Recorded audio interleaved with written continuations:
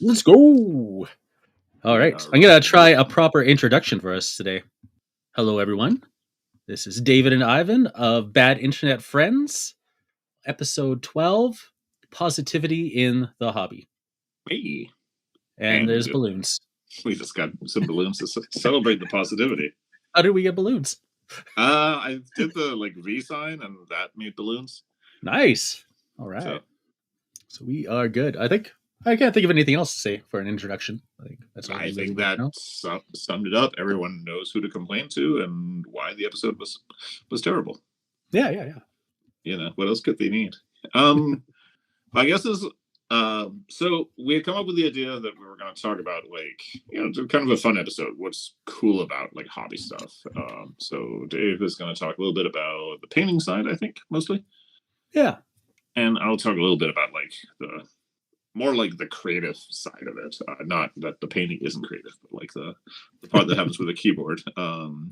And we'll just kind of go through it. I guess I don't know that we ever really did on the podcast the how did you start miniatures gaming? Yeah. The How origin did story. I think we've yeah alluded to it, but never like a yeah full origin story episode. yeah I think this is the time they find out how Spider-Man got bit by his mother, and that's how he became Spider-Man or whatever. Yeah. I have not watched Spider-Man in a little bit, so that it may not be how it went. I think it was like Um, that. yeah, I think so. His mother was a spider, right? That's why he's Yeah. Spider-Man. Yeah. So, but why don't you kind of kick off? What got you to miniatures? What was the first?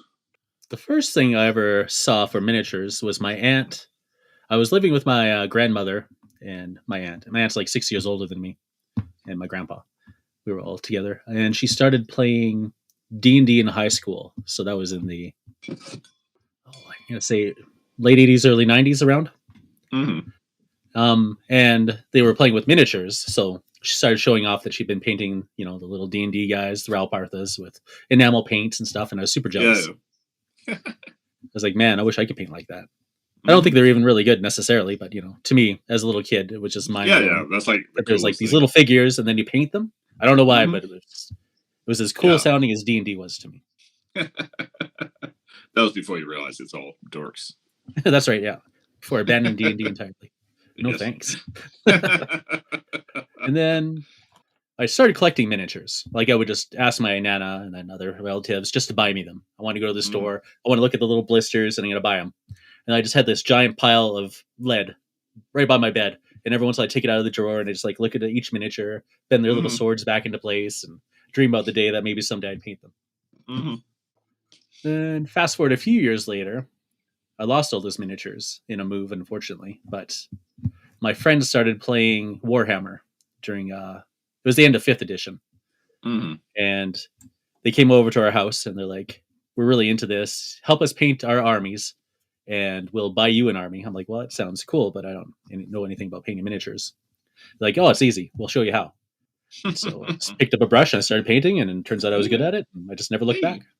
And I got an army. So that was great.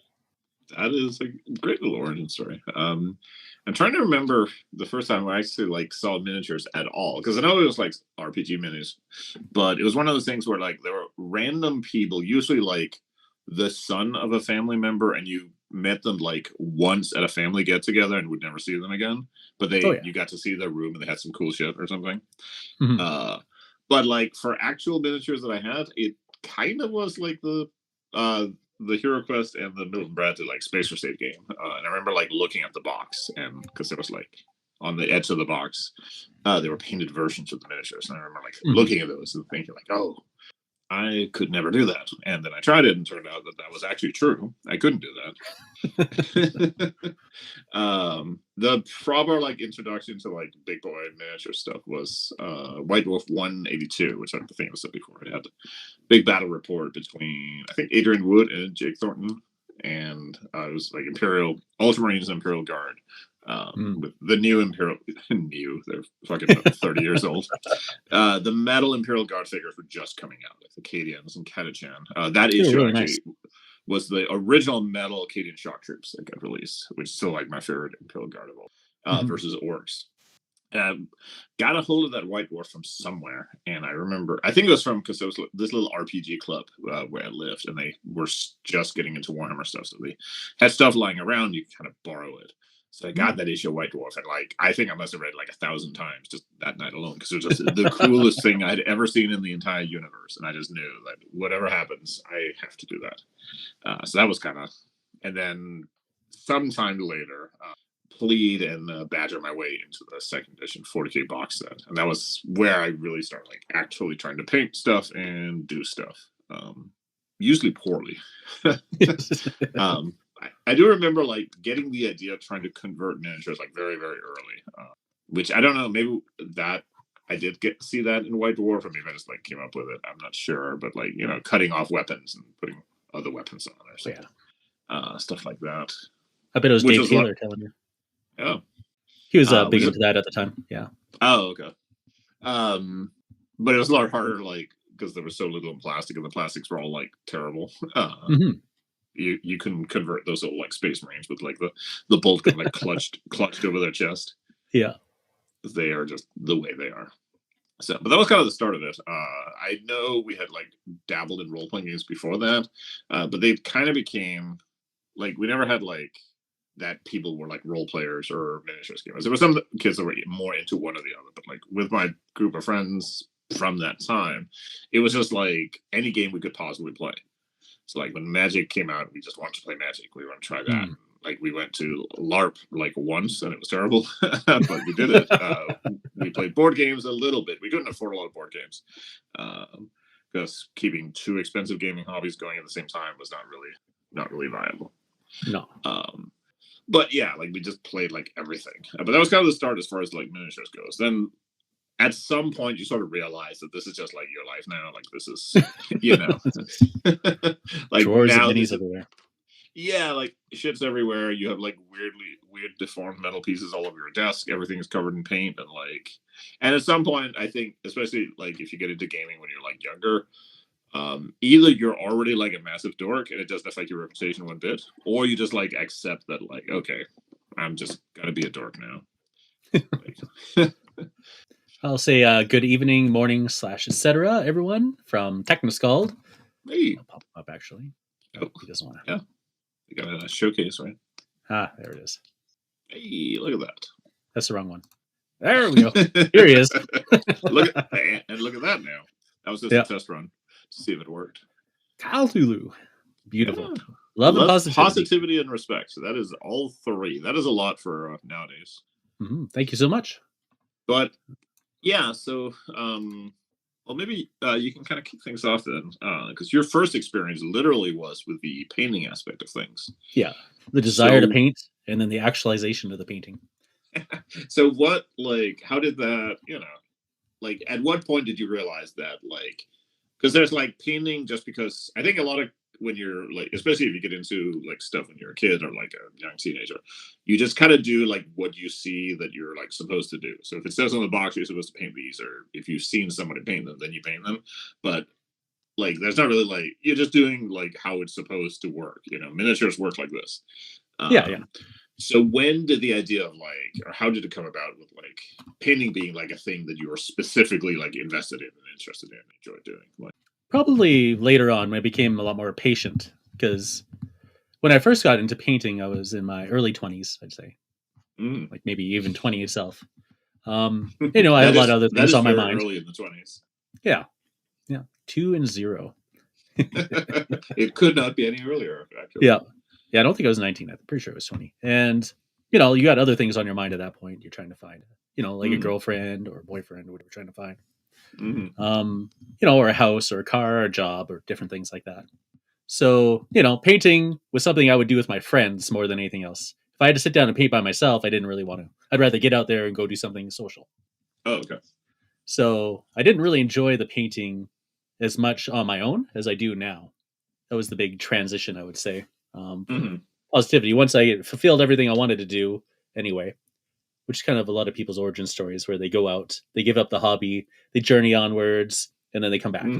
Yeah. So, yeah, especially for YouTube videos. That... yeah. Well, and you suddenly realize, like, because I think a lot of people, you kind of like, you get to a point where you're like really busy, unless you're lucky or just like make time for something, or, you get into a different interest for a while. And it's sort of, Yeah. and then at some point you realize that things are slowing down a little bit, or you just are missing something and you pick something like that back up. Yeah.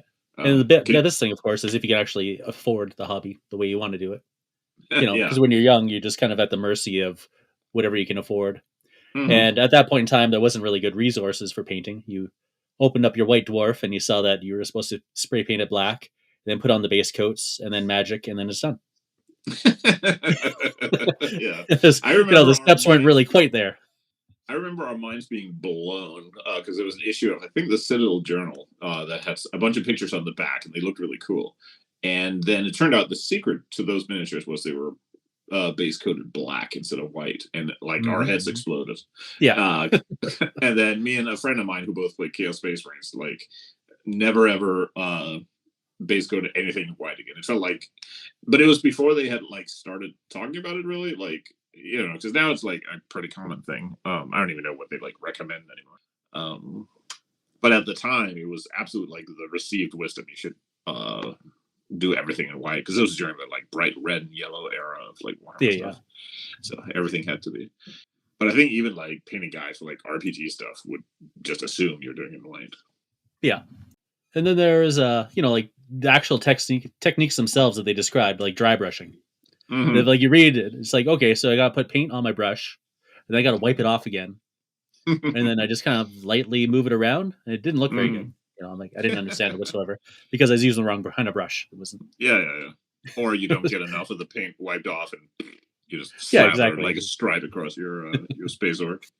Yeah. So my goal at that point in time was to eventually come back to painting Mm-hmm. and be better than what I could see in the magazines because I want Ooh, to raw. that's So very yeah, when ambitious. eventually you come back, you start watching all the videos, it gets you excited, and you actually Mm-hmm. get to see how those techniques work in person. Then you can really start building up your skills. So it was yeah, It's phenomenal. interesting you mention going from a social painting as a group thing versus to painting, as a solo thing. Because nowadays, like, I think that's not most people paint. You just kind of sit on Yeah. your own. And I mean, some people will get like on video and paint together, or you've done like Mhm. streams where you paint and stuff. But it's one of the things I was kind of thinking about when I was taking notes for this, that because gaming sort of as a whole, painting and building models and playing games and stuff, it's like this dual hobby, right? Because there's like a solo aspect and there's a social aspect to it. Mhm. Which I think is maybe what makes it so compelling. Because there's like the social element, like unless you're playing a solo game, you're playing with somebody, right? So it's at the very least you're hanging out with your mate on the kitchen table. Maybe you go to a club, or maybe you go to a store or something, or maybe have a group. Even if it's just one person. Like after I moved to Portland for a while, I just played miniatures game with one guy. We just get together. We lived in the same apartment complex, and we just hang out and play. A couple of times a week. Played like nuts and like Stargrunt. Uh, but so there's a social element, or you can go online. Now, even if you're mostly painting, you don't really play. But a lot of people like to share this stuff online. You can share techniques, you can feedback on it, or just show off like what you're doing. Maybe you Mhm. participate like a competition with some random people around the world. They're all painting a space marine or something. Yeah, exactly. The So there's a parasocial. social, Yeah. yeah, there's a social element to it. But then there's also like a individual element where you can just kind of go and do like you just sit in your room and paint some guys, and maybe you don't even ever post them online. Like they probably make it to like your next game or whatever, or maybe you just paint them and they go on your shelf because you wanted to have them, or you sit and build some terrain and listen to music or something, or like there's that individual element where you can do a lot of the hobby stuff like as this activity where it's just kind of you. And I think for me at least, and I'm not a big I always enjoy when I sit down to paint, but I don't end up doing it all that often. But I always enjoy just sort of the Zen like vibe to it, right? You just Mhm. are on your own, you're doing a thing, and you just kind of. I think because there's like a distinct, you can see the progress, right? Like you go through, you paint the boots on everyone. Now you're like one step closer. You kind of see like the progress bar fills up. So it's Yeah. very like satisfying that way. And you can get, even if at the end they don't look all that great, but they still look pretty good. Mhm. Um, at least when you aren't real close. They always look like shit on the photo. Yeah, that's right. Cameras are too good. um, Yes. But so it gets that quality where it's like it's a hobby you can engage with almost like with any number of people. Like if you like before we started, you were just talking about you're going to play Warhammer Spearhead, Yeah, yeah. which I don't know how many people are involved in that. But like I assume like five, six, seven, something, At four, least, yeah. I'd say at least that many. like a bunch. Yeah, So that's yeah, like that's right. a club. Like we Yeah, used to exactly. play like 40K tournaments, and we would arrange with like usually like maybe forums. A lot of times like 6 or 7 people. But if you only had like 2 people, you could still play Spearhead. Yeah, yeah. If you have one, you can play like not that much Spearhead, but you can find something else.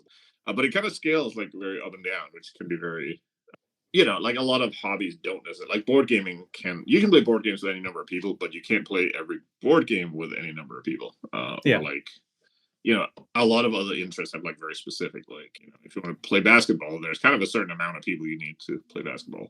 Yeah. And if you have too So many, then someone has to sit on the sidelines. It's all sad. yeah, and if you just have yourself, you're not playing basketball. You're just like shooting hoops and Yeah, looking that's right. sad. So the fact that it does scale up and down, and that there are so many aspects of it you can pursue on their own and on your own, makes it kind of interesting. And as a not like I don't want to say like therapeutic, but like it can be nice to just sit and build and work with something, and you're just sitting on your own with your own thoughts, or maybe you're listening to a podcast or something like. Mhm. I usually do some of the best thinking when I'm just painting miniatures. Mm-hmm. Because it's kind of, especially when you've gotten past the point of trying to learn and now you're Mm. just applying. So you're Yeah, just yeah. sitting there. Maybe you're going to zone out. Maybe you're going to listen to a video about hobbying, or maybe you're going to play The Sims 4 because you like to do that too. But yeah, eventually you'll just start like zoning out, and then the thoughts will Yeah, start yeah. processing through your head. All the gears start grinding, and Yeah, you can get yeah. some good resolution. There's like an autopilot. My thing for that is to play Doom, like classic Doom Oh yeah. on whatever platform, because I played it so many times that I basically like I could probably like think through each level like in my head and like Oh yeah. get it right. Oh yeah. So That's how I am there's with Final Fantasy 1. I've played it so many times. I oh just pick yeah, up the yeah, controller and I just zone out and like just play through the game. yeah, kill goblins and grind Yeah. for Oh, I have to gold get to this and level for this one, this level for this guy. Go here, drop down this hole in the ice cave. yep.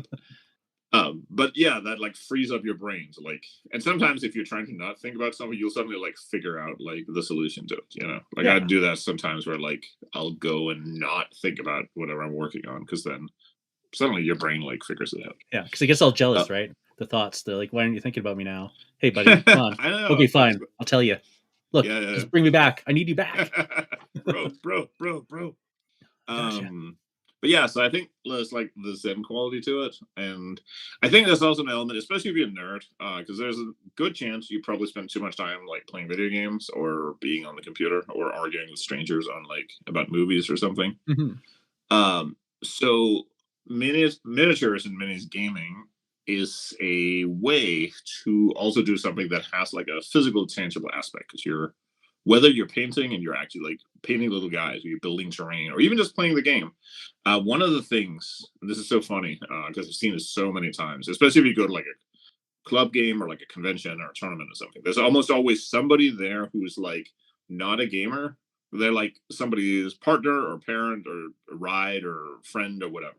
And they're just kind Hmm. of like looking like they think it's kind of cool, but you can tell they're not really like, like they're not here Yeah. to play a game. They just think the little dudes are cool. But they will always like see something cool. They'll like pick up a model and like look at it. Or if they see a tank, they'll always try to turn the turret. That's why you should never glue Ooh. your turrets, because somebody Yeah. Or only they play never. Deuce. Yes. Can't turn that.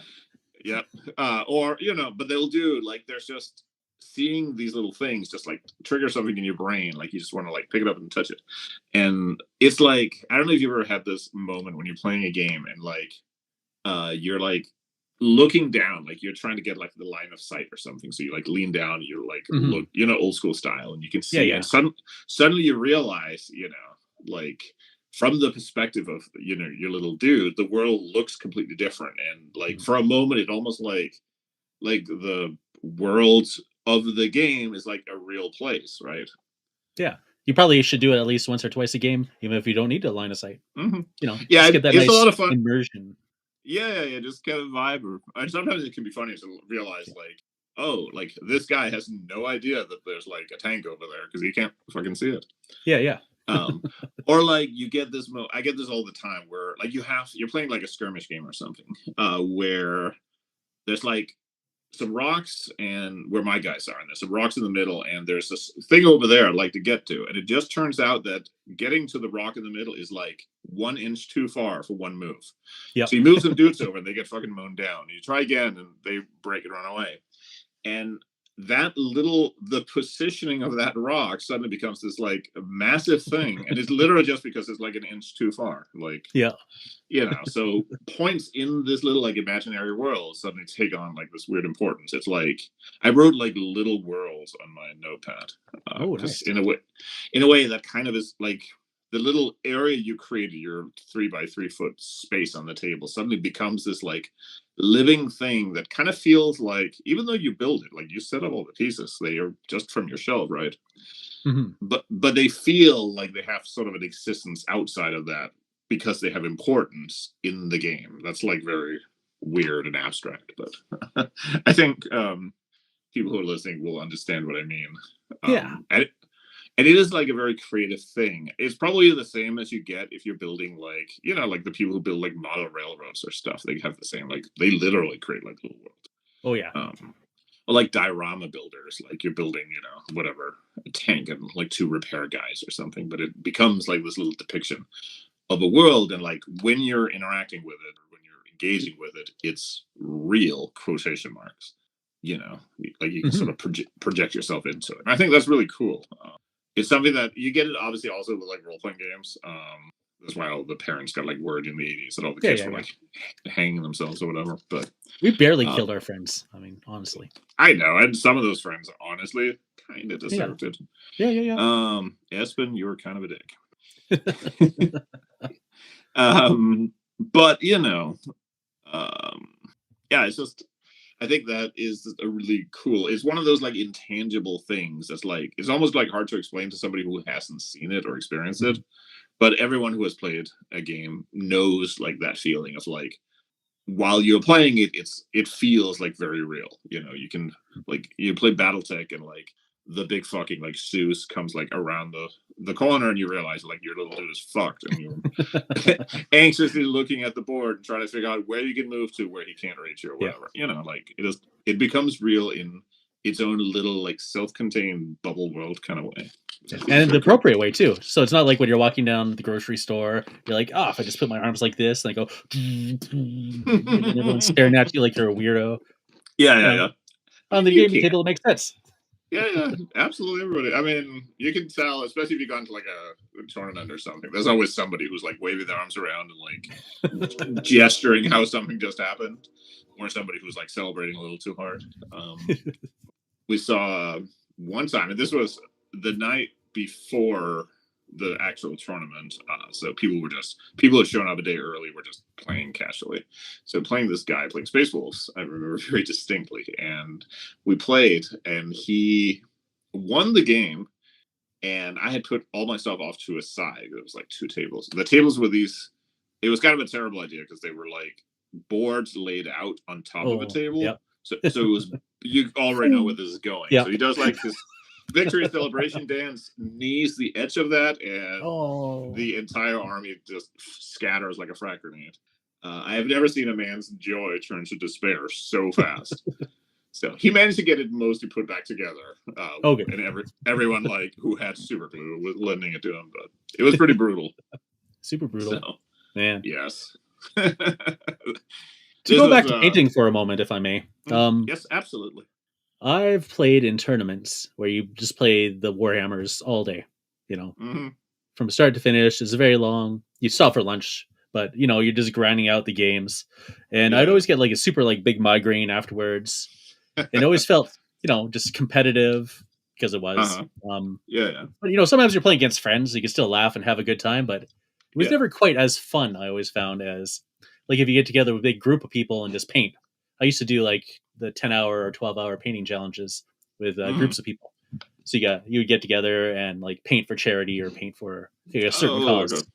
So people would bring in the miniatures and they would, basically buy your time for charity events, and then you just sit there and you paint the miniatures you're assigned, and Oh, everyone's okay. sitting around That's cool. talking, have a good time. Yeah, And yeah, like it's even longer, and you're just sitting there, so it's physically harder, I think, overall, than being able to move around and playing a game. But yeah, it's just Because far less exhausting. at some point you end up sitting like hunched over for. Yeah, because it's like all very you're working together as a team to Mhm. complete something, and you Yeah, get to yeah. share ideas and processes and whatnot. You don't really share tactics or anything on the gaming table in a tournament usually. Right. Like not Yeah. generally the case. I had one game. This was second edition 40K where I end up like halfway through the game coaching the guy because he was really nice, and I had actually played him the previous year because he lived not that far away.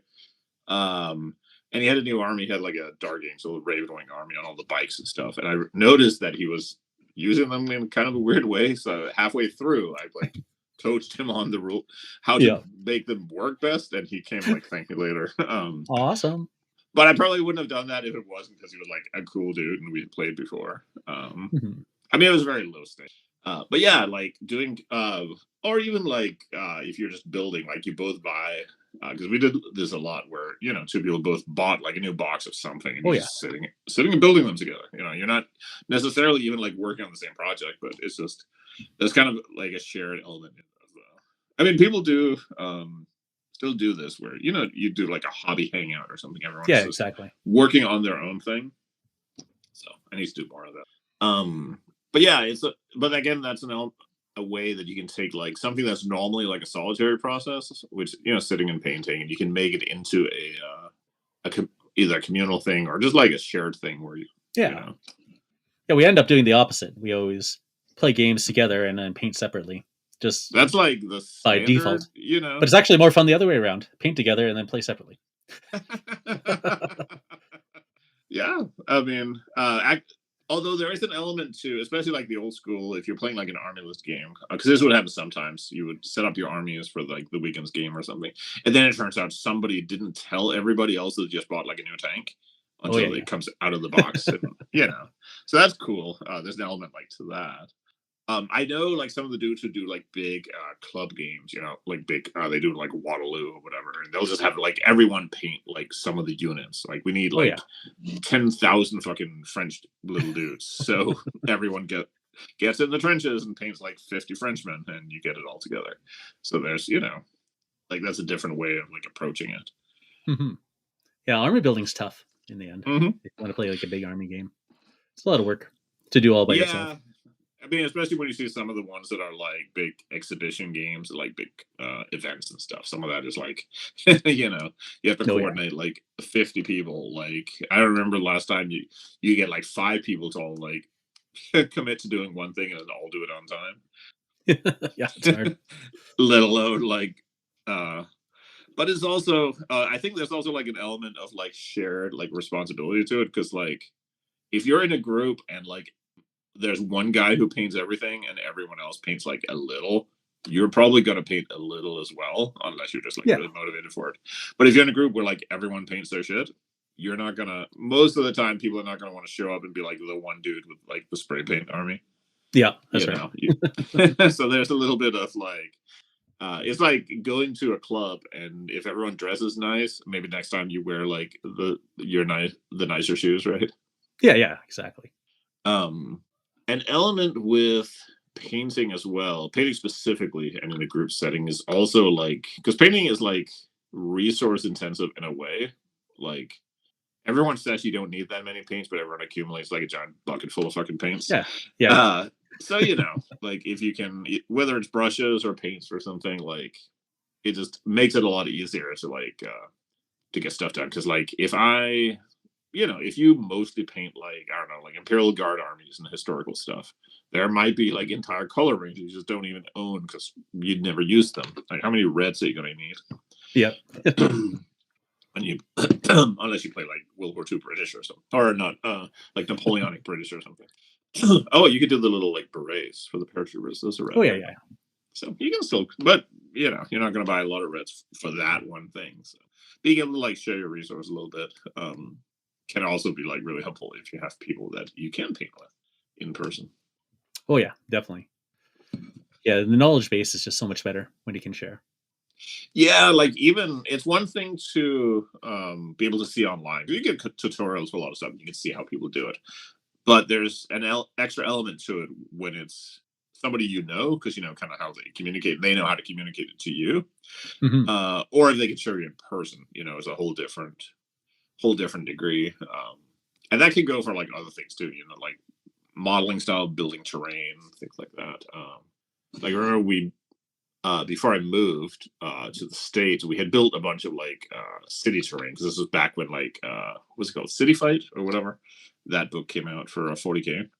So we decided we were going to make like a whole table with city stuff out of just like styrofoam and stuff. And it was one of Oh those yeah. things where like each of us knew like one element of how to make that work. Oh So yeah. it would have been a massive bitch to do it individually.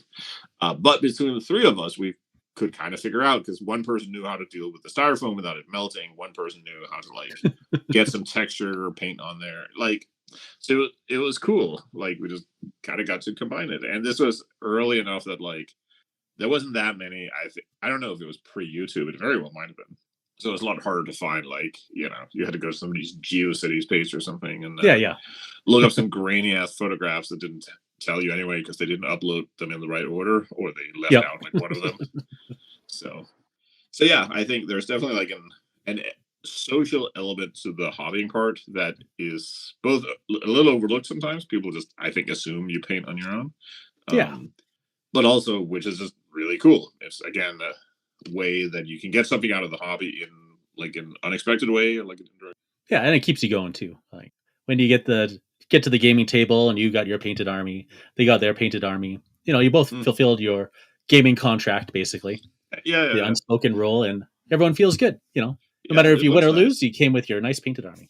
Yeah, and you got them out. There was a post I saw on Reddit like several years ago with a guy who was talking about like our 40K club, and like one of the rules they had was you had to paint your army. That was just it. Hmm. And their whole thing was like they basically like they wanted to spend like they're basically playing for the spectacle. So like they wanted to have like nice terrain, decent armies. The standard because he had a couple of pictures. They were not like masterpieces, but they looked nice. Yeah, Um, and he said like you didn't have to paint like real good, but you did have to paint. And a bunch of people got like really mad about it. Like, well, because people start with all the weird like hypotheticals. I have no arms, no eyes. Like, how can I paint my yeah. armies? Like, well, I mean, I don't know, man. I got eight That's cats in no time. yeah. Like put cover the cats in paint and like throw space marines at them. Yep. Like you'll figure it out. You'll get there. Um, the other word I wrote down on my little notepad was story, and I guess that's more connected to like the playing of a game. But games can have you can tell this every time like somebody's telling you about a game they played, unless they're annoying. um, but like games have this amazing ability to like create stories and create like because we see like a chain of events. Like everyone has like something lucky or unlucky or unlikely that happened in a game they played 25 years ago, Yeah.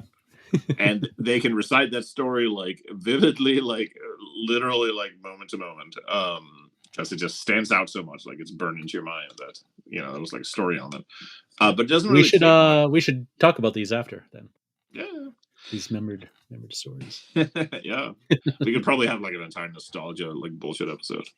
Remember that time? um but and sometimes it doesn't like take very much. Like I remember one time we were playing Stargrunt and it was literally like not even like some squad had gotten like mown down. It was like two guys left, one of which was wounded.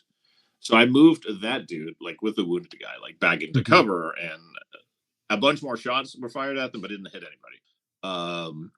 And it was just like the squad isn't that any use, but I didn't want to lose the last two guys. And when we were going to like get a drink or something, the guy I was playing with said like, you know what, that was like straight out of a movie. I was like, oh my Yeah. god, it totally was. The guy is like bullets flying everywhere and hauling his wounded comrade who's like clutching a little letter to his like space dad and whatever. It's totally a movie thing, and tabletop games have this amazing ability to generate because in a way they do represent like people. Sometimes those people are like orcs or space rocks or something, Yeah. but like they have a personality. They have like they have an identity. So they create. It's hard to not like inject little like stories and life and personality into them, especially if you sat and painted them, because now you know you've used the same army. Like everyone who plays the game regularly has like a favorite model, and it's not necessarily like your coolest like commander or whatever. Sometimes it's like that one orc that looks a little dopey, but he Yeah, always yeah. like makes a saving throw or whatever. You know, or like one goblin that one time in a game like killed like a vampire and or whatever. So you sort of get that like connection to it. Yeah, yeah. There was a guy I played at a tournament once who would like put little skull markers on like his space marines like armor if they Oh yeah. killed like an important character. So Nice. like after each game, he would like pull out his little brush and like paint a little, or maybe they were just like a little X or something. But he had like a lot of it, which is the coolest thing ever. I don't know if he Yeah. like kept going because at some point they're just gonna be like covered in skulls, like gang tattoos. Yeah. But they were really cool. Like it was just a way of like personalizing it, and that's the thing. Like even if you're not playing like a campaign game, you can still have that kind of story that goes because you have like you've used the same Space Marine captain in every game, and like he's had great wins and he's had terrible defeats where he just like died instantaneously. That's part of like the story that like that army generates or that miniature generates or whatever. Yeah.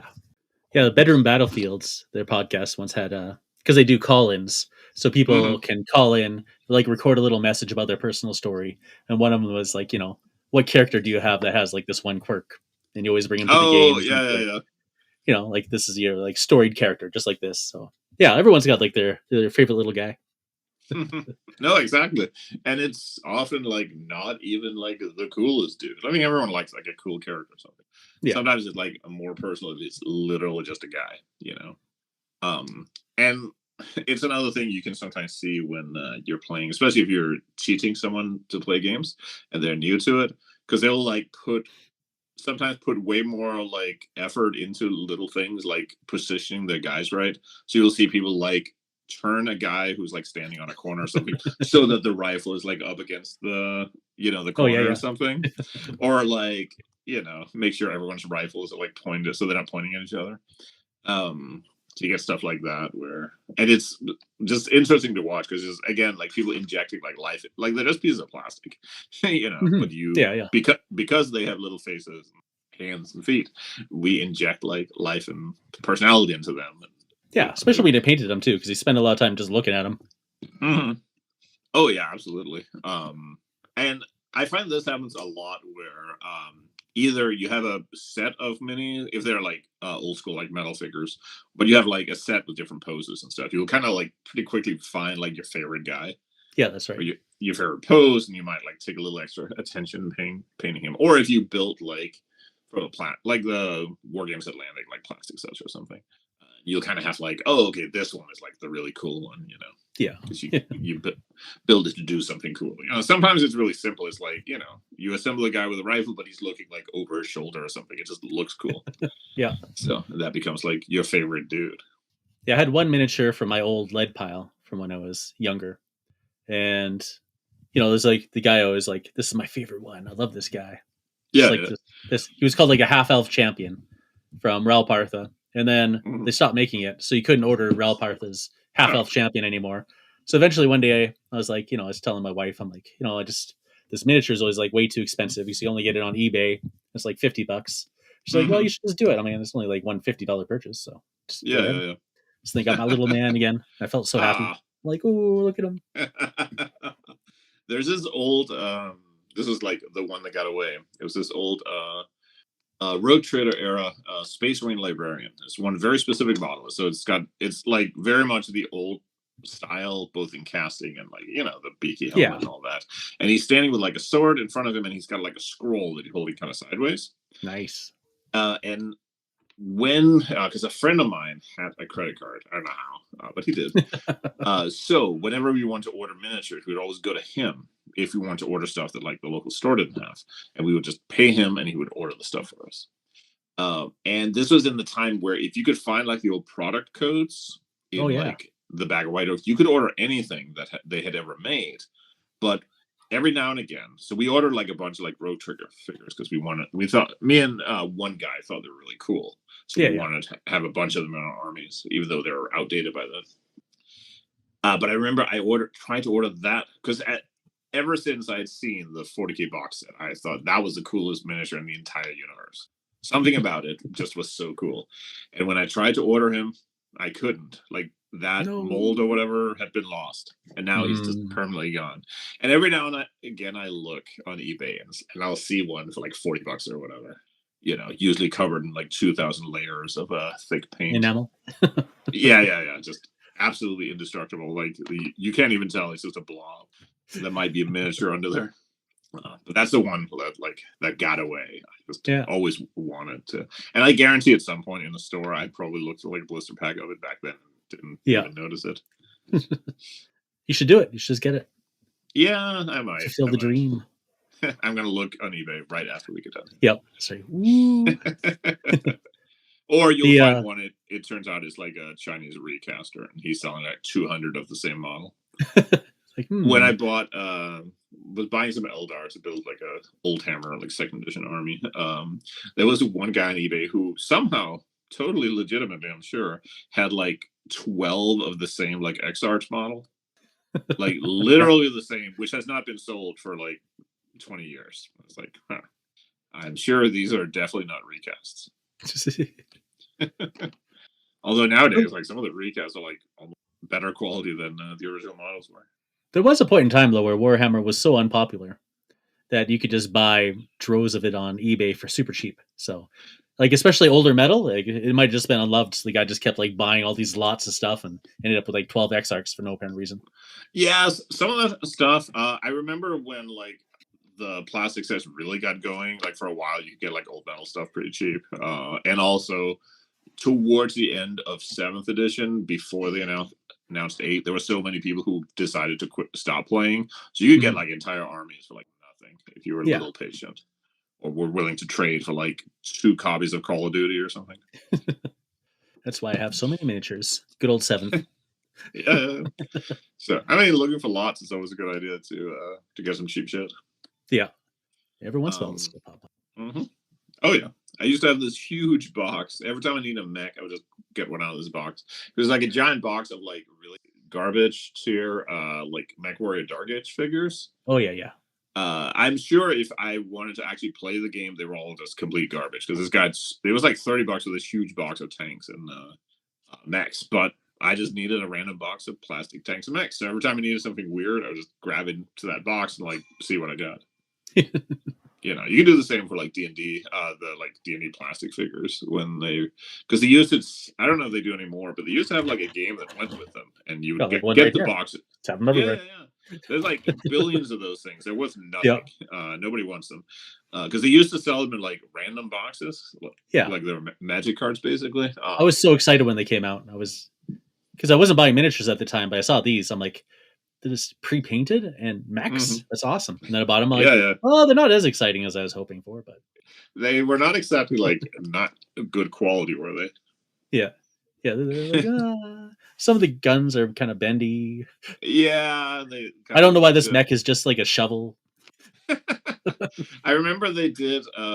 This didn't last very long, but there was like an Axis and Allies like collectible miniatures game. Which I remember at the time thinking this is like the dumbest thing ever because you're gonna get like a T-34 tank and like some French infantry, and like what are you gonna do with that? Like nothing. But they also were like the infantry. I remember were literally they just looked like it was just one color and like some wash that may just have been like grease on the floor in like the Chinese shop they were made in. And the tanks were like out of scale, like.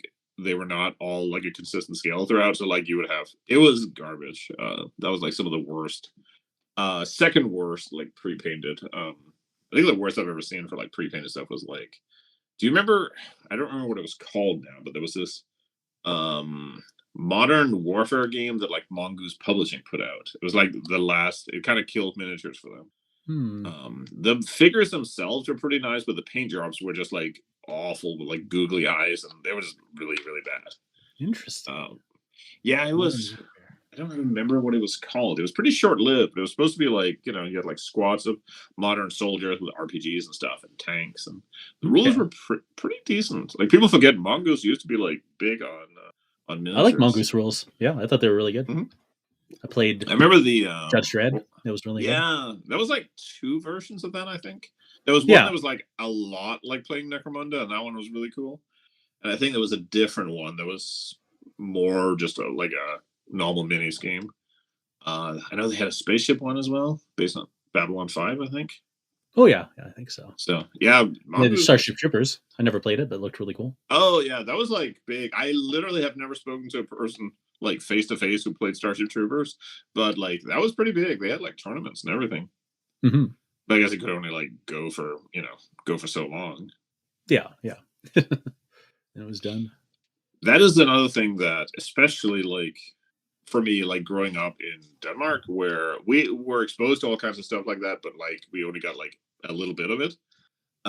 So like discovering things, and I still like this. Still hits me a lot. Is I love like discovering games and Oh yeah. finding games, and I know people who get the same, but for miniatures, like if they find like a new range of figures and they have like space elves on dinosaurs or something, that's like Yeah. the best thing ever. Um, because I remember one thing was when this is when we first started getting access to the internet, and at some point I realized that there were people who played miniatures games on the internet. Like, oh my god! Uh, so you go online and you want to tell them about your cool Warhammer army, and then it turns out they're playing games you've never even heard of. Like, Hmm. so I would like write out like lists of these games that I heard about, and then like I would go down to the local gaming store and ask if they could order the books for me, and the answer was always no. They couldn't order shit. Um, I remember like despairing, trying to get a hold of a copy of Stargrunt because for some reason, even though it was from the UK, like no Danish gaming store could like order from like none of them, just because it was all based on like what their specific distributor would like, which companies they worked with. Yeah. So like our local store was like full on like Void and Warzone when those games were going, but other stuff, yeah, it was just impossible. And we didn't have a credit card, and we didn't have any way of ordering stuff from like the UK or whatever. Did you ever play Void? Yes, but only like this much. Okay. I still So love we those miniatures. I the love them. minis are great. Some of them are really cool, and, like really unique as well. The aliens are Hmm. really cool. We played Warzone pretty heavily, and when that went away, we were kind of casting out for something different to do, and so were the people who like made Void, because Void was essentially like Warzone mixed with 40k. Okay. Mechanically, the problem we ran into was that there wasn't any of the armies that we really liked a Yeah. lot. So it just didn't bite at all. But yeah, some of the I had a handful of the models. They just ended up in like my Imperial Guard army or whatever. But I Hmm. like a lot of their like Marines or whatever had like this clean cut look to them without a lot of like Yeah. equipment and shit hanging off of them. So yeah, they were really cool. The other one was Vor Into the Maelstrom. I don't know if you remember that one. I remember the ads, but I never actually saw any Yeah, miniatures. it was. I only this one I did manage to order at the local store because they did FASA stuff because they had BattleTech, and the guy I ordered it from was like, "Are you sure this is a game?" Like, "I'm sure." I'm like, "All right, I'm gonna order it," but he basically made me agree that if it wasn't like whatever it was, like I had to buy it Yeah. when it came in. So I got a copy, and we played it a fair bit, but that was a game that like again, like I have met very few people who ever played. Hmm. That had some weird, wild minis. They were not good quality, but they were very like creative and characterful. Oh yeah. Um, but yeah, one day we need to do like a show and tell of like weird shit we got, because I do have a copy of a Trinity Battleground, which absolutely nobody played. That was another that I had to like talk them into ordering for me because they stocked the same store stocked role playing stuff, and this was when White Wolf was like bigger than Oh yeah. anything in the universe. And the guy, the guy was like, "Is this a miniatures game?" Like, "Yep, it's a miniatures game done by White Wolf." Because I'd read like posts about it online. I was like, "Oh my god, I have to get this!" And absolutely, like it was only on the market like a very short time because White Wolf didn't know what to do with it, and their audience had no interest whatsoever in minis, so it didn't go anywhere. But I had a copy, still have a copy. Yeah. It's like sometimes D&D tries to do like war games for some reason. Yeah, they've Just tank. tried to bite that apple a couple of times. It just kind of doesn't go anywhere. But at some point it'll be time to do it again. Yeah. The last one they did, I think it was like a warband skirmish game. and it was so expensive. Oh yeah, which is It was so expensive. It's like, wow, yeah, that's expensive. which is the way to like not do it. I remember because a friend of mine had. I'm gonna say he probably owned like a trillion of those plastic pre-painted D&D minis. Now he also did play D&D, but he did play the minis game too. So he had this like enormous stack of all the like maps and floor tiles and stuff they did, and just boxes upon boxes of D&D minis. And for a while, we would kind of muck around with because it was just like a point space. You had like cards for units that had the points. You just added them up. But Yeah. for a while, we would try to create like little like okay, you take a bunch of gnolls and I'll take a bunch of elves, and we'll set them up in like a forest or whatever, and try to like make something a little more interesting out of it. Which was fine. Like that was a cool way of. He was one of those dudes who always like he was kind of curious about minis gaming, but he was mostly a RPGer. Okay. Yeah. So sort of adjacent. Actually, most of the people I played minis with in Portland were like RPG folks that I had to like. Course. Yeah, well, a lot of them ended up being people who were like they were interested in playing the game because to them it was just a board game. So Okay. Yeah. if I set it up, they would come and play, but they wouldn't, they weren't going to go out and build an army and paint and stuff. Oh, Texas Skull says he has a few of those pre-painted D&D minis with 5 leaks. Yeah. Yeah. Yeah. I mean, especially the one thing, ironically, this is one thing you sometimes run into with actual wargaming figures is that the selection of character models can be a little limited. A lot of ranges will just do a couple of heroes. So the D&D minis come in pretty well for that because like so many of them are obviously like characters and heroes. So, and some of them, I will say, a lot of the humanoids were not good minis. They're usable Yeah. certainly, but a lot of the monsters were like really cool, especially like the big monsters. There was just Yeah. a lot of really really cool weird creatures. Absolutely. This was my quest to try to figure out how to actually strip off the paint from a pre-painted mini and then repaint it. And it's What so much does work. it I've take? only ever done the one. Acetone and quick hand and patience. So you're doing a Okay, lot of acetone, like to get off the paint, but then you have to dip it into water to get the acetone off. Otherwise, it'll start eating into the plastic. I was gonna say, So you yeah, have to my be like worry would very be precise. that it would just melt. Yeah, that is 100% Yeah. not worth it. I've And seen then people it starts say getting that kind you of can. softer, so you could bring like a pin in there and like peel off some more. It was so much work. I've Yeah, always been happy with this miniature. I keep her around just to, say I accomplished something in my life. I yeah, got rid yeah. of that pre-painted mini and then repainted it. They are also like weird. Like I know people will try to like touch them up or improve the paint jobs, but like some of them are like I don't know if it's like coated in something. It gets 'Cause sometimes, thick. It gets thick in there. yeah, maybe that's what it is. It's like an armored shell. Yeah. Yeah. Just yeah. Once you start going in with acetone, you could be amazed by how much detail they actually originally had. It's Wow. like underneath there is a decent miniature that they just gunked up Yeah, yeah, yeah. But they with are pretty immortal much paint. indestructible. I don't think I've ever Yep. seen one of those like have paint chip off. It's It's like impossible. Yeah. yeah, it's always as good as the. I think I've told the story before. My first Blood Bowl team I painted was the Orc team from the second edition or third edition plastic, Oh yeah. and the only thing I had was enamel. So I painted them. I think they may have had like 4 colors in each because remember I painted the like tunics or whatever red.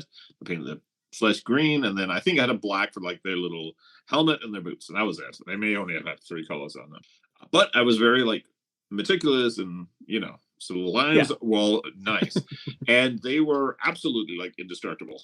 Like I used to have that team rattling around in my backpack because we would go to somebody's house after school to play Blood Bowl, and they never chipped off. Like those miniatures were just you could not damage them.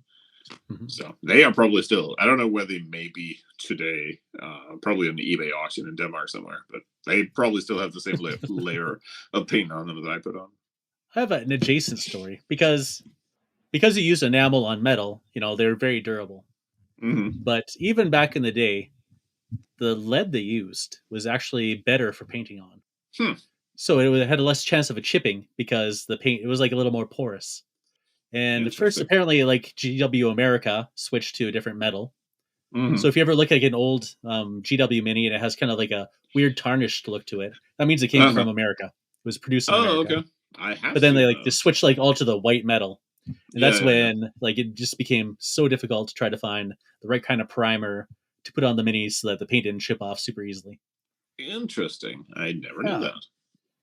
See, that is the other thing about gaming. You can learn like weird things about physics or other random topics.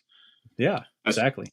I I learned saw a that from our thread. local gaming group, so there we go. Hey, there you go. I saw a thread a while ago with somebody who had actually like tested a bunch of like humidity and temperature levels and see if it's true that you can't prime in like the cold or the wet or whatever. Okay, yeah. And I don't remember all of it, but the conclusion was basically like if you really need to, you actually totally can. You just have to like adjust your thing a little bit. Yeah, Um, so you can just go out and prime your shit.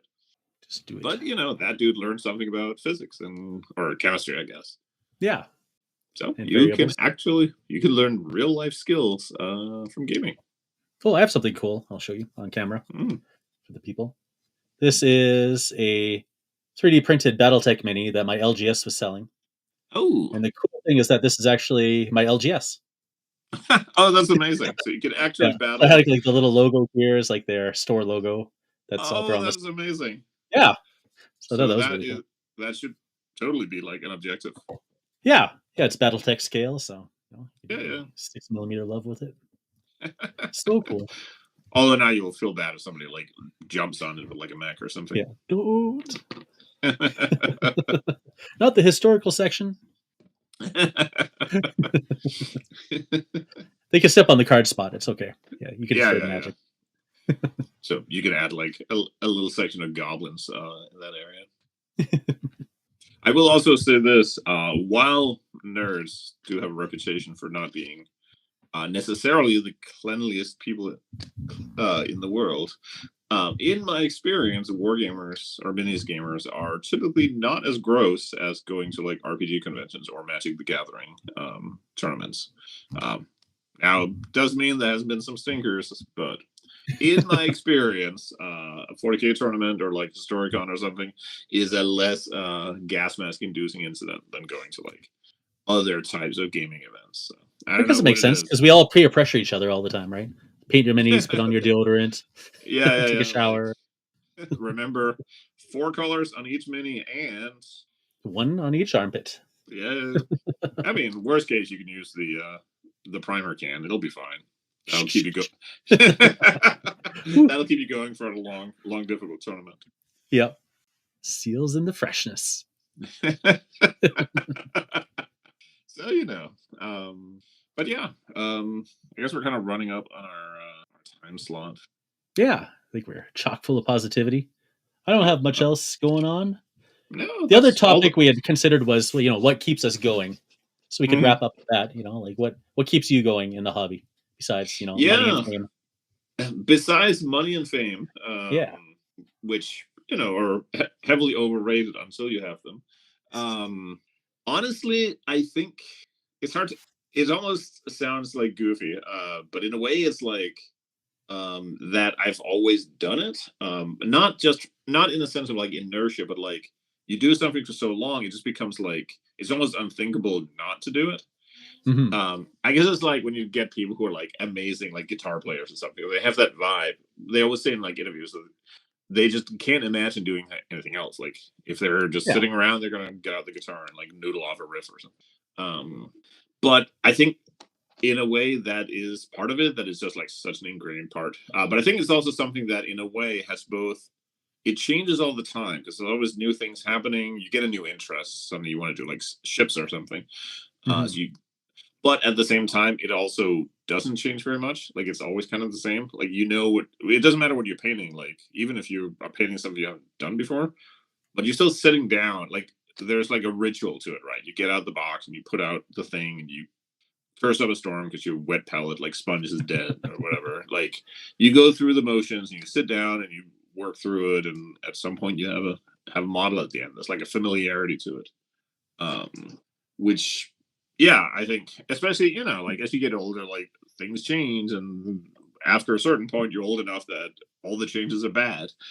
So there's like a reassurance, to something in life that you can always like take with you and return to, and it sort of becomes like this connecting point throughout life. That's like a lot heavier than I meant it to be, but in a way, that is what it is.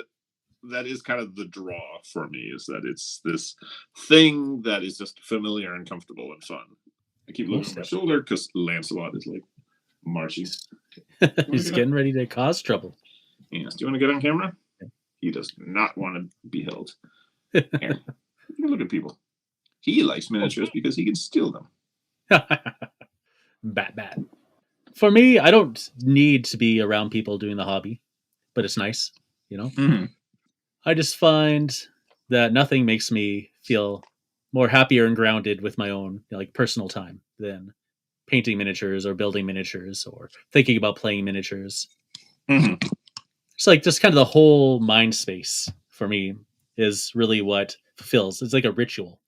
Yeah. From start to completion. You don't necessarily always complete it. Sometimes you put it away and you come back to it. Mm-hmm. But like I could play video games and have fun for a while. But eventually I'll just start right. getting antsy. Like I just can't sit there anymore. I start getting like this existential dread when I play. I don't know what it is.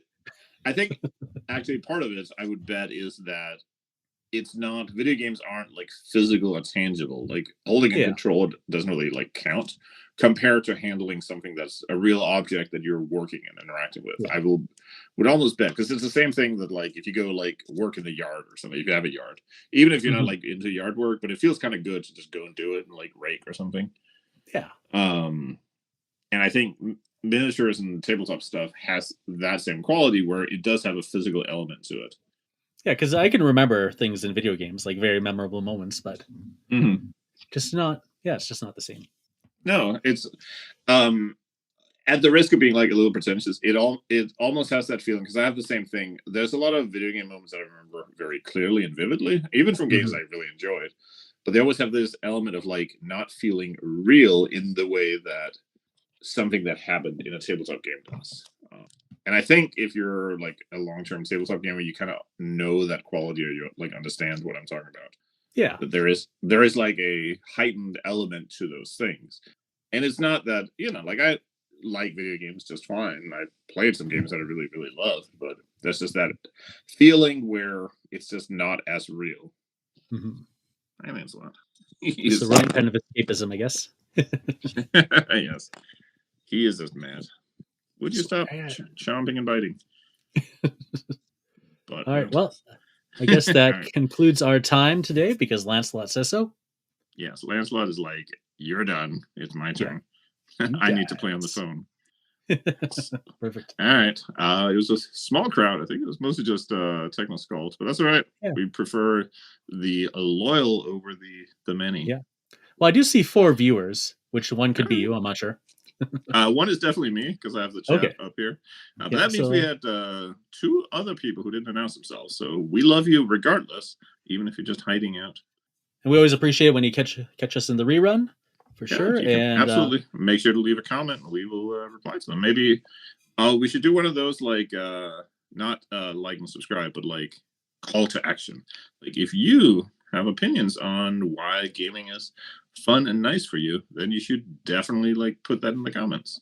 Oh, Jason got here late. Well, that's what you get for being I was just going to mention his name. Yeah, I was going to say, and we want to talk about Jason so that he watches this episode.